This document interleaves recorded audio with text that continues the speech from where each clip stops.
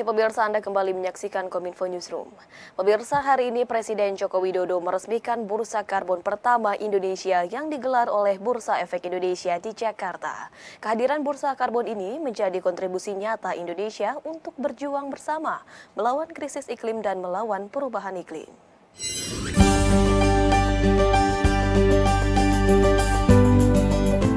Dalam acara peluncuran Bursa Karbon Indonesia, Presiden Joko Widodo mengucapkan selamat kepada Otoritas Jasa Keuangan, Bursa Efek Indonesia, dan kementerian-kementerian terkait atas peluncuran Bursa Karbon pertama di Indonesia.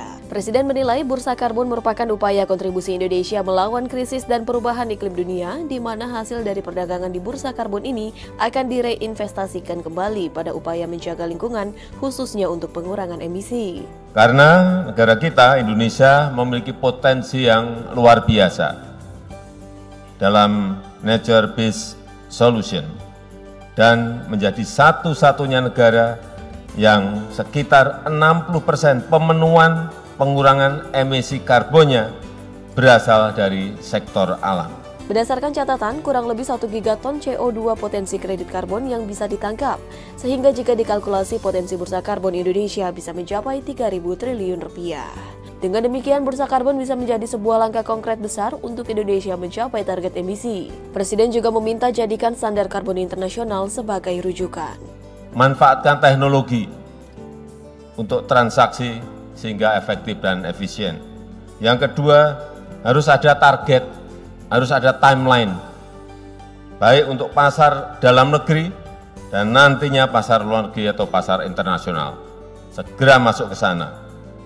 Yang ketiga, atur dan fasilitasi pasar karbon sukarela sesuai praktek di komunitas internasional dan pastikan standar internasional tersebut tidak mengganggu target NDC Indonesia.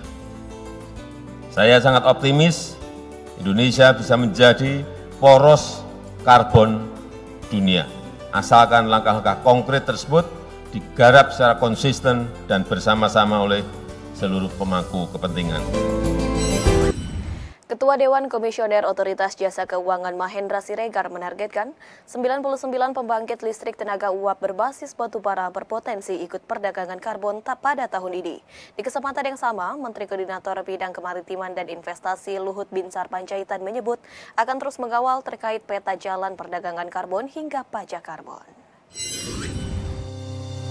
Bursa Karbon Indonesia secara resmi mencatatkan perdagangan perdana di Bursa Efek Indonesia pada hari ini, Selasa 26 September 2023. Ketua Dewan Komisioner Otoritas Jasa Keuangan Mahendra Siregar menyampaikan, bursa ini memperdagangkan unit karbon yang dihasilkan perusahaan penghasil emisi karbon dengan proyek pengurangan emisi dari perusahaan berbasis inovasi. Melalui Peraturan OJK Nomor 14 Tahun 2023 tentang perdagangan karbon, Mahendra menargetkan sebanyak 99 pembangkit listrik tenaga uap berbasis batubara bisa berpartisipasi dalam perdagangan bursa karbon pada tahun ini.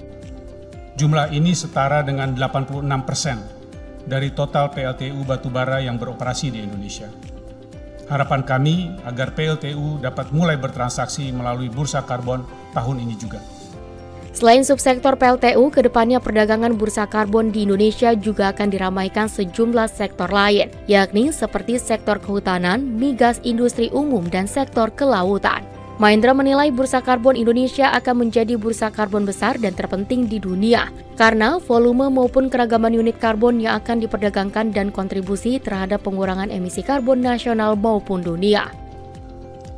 Di awal perdagangan karbon ini, secara bertahap akan dilaksanakan perdagangan dengan memastikan unit karbon yang berkualitas, dimulai dari emisi ketenaga listrikan dan sektor kehutanan dari sisi voluntary market.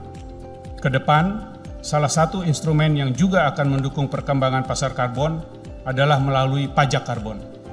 Implementasi dari pajak karbon tetap akan dilakukan secara prudent.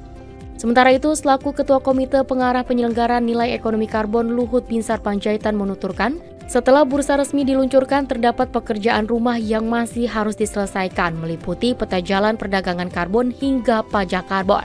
Luhut memastikan pemerintah terus mengawal peraturan yang mengatur Nationally Determined Contribution, perdagangan karbon luar negeri hingga peraturan soal pajak karbon. dan Permen LHK perdagangan karbon luar negeri, dan PMK pajak karbon yang kami juga ingin kawal supaya ini jangan lari dari hasil keputusan Ratas yang lalu. Penyelenggaraan Bursa Karbon Indonesia akan dilakukan pengawasan langsung oleh OJK dengan teknologi blockchain dan menggunakan unit karbon berkualitas yang dijalankan secara bertahap, dimulai dari pasar dalam negeri dan akan dikembangkan untuk perdagangan pasar karbon luar negeri serta sebagai Carbon Market Regional Hub. Pemirsa, Menko Marves Luhut Binsar Panjaitan mengatakan, Indonesia berhasil menurunkan jumlah sampah plastik di laut sebanyak 39% dalam 4 tahun terakhir. Keberhasilan ini menjadi upaya yang dilakukan Indonesia untuk mencapai target dalam mengurangi sampah plastik di laut yang mencapai 70% hingga tahun 2025.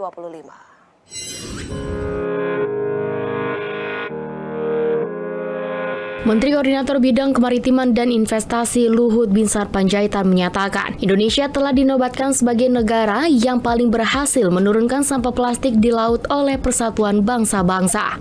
Hal tersebut dibuktikan dengan keberhasilan Indonesia dalam menurunkan jumlah sampah plastik di laut sebanyak 39% dalam 4 tahun terakhir, dan tercatat sebagai negara yang paling banyak memproses sampah di darat untuk mengurangi sampah masuk ke lautan.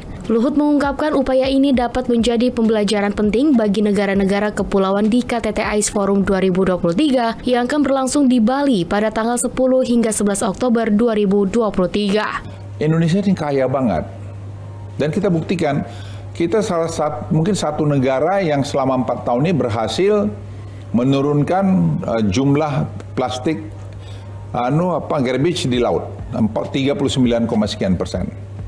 Indonesia loh tuh. Itu yang bilang bukan kita, yang bilang UN. Yang bilang tuh UN.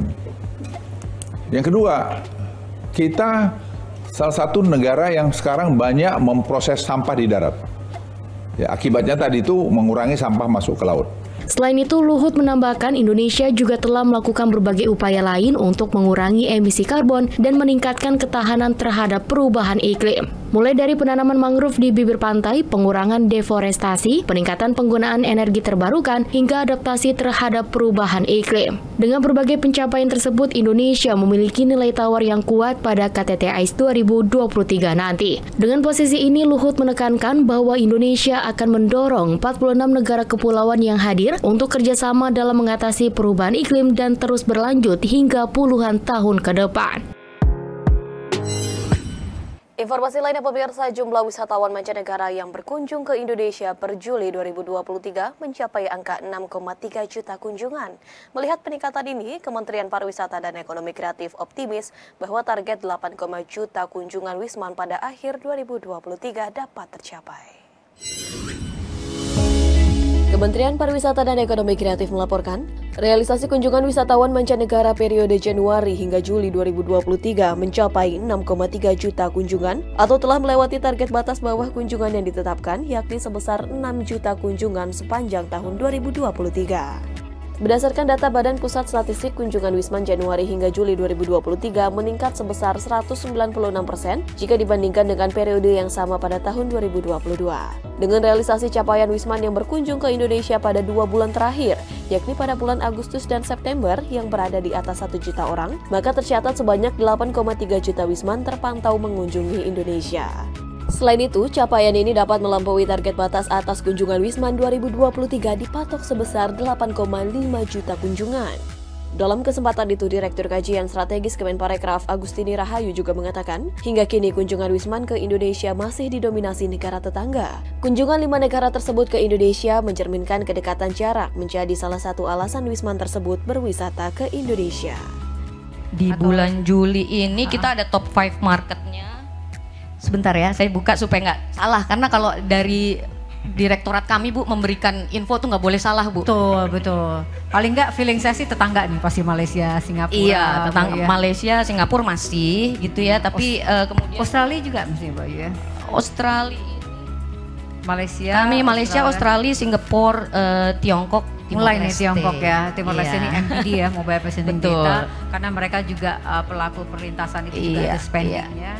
gitu ya. Jadi top itu 5-nya itu ya. top 5 yang tadi saya sebutkan, Malaysia, Australia, Singapura, Tiongkok, dan Timor Leste. Jadi Pemirsa tetaplah bersama kami karena usai jeda kami akan kembali dengan informasi lainnya.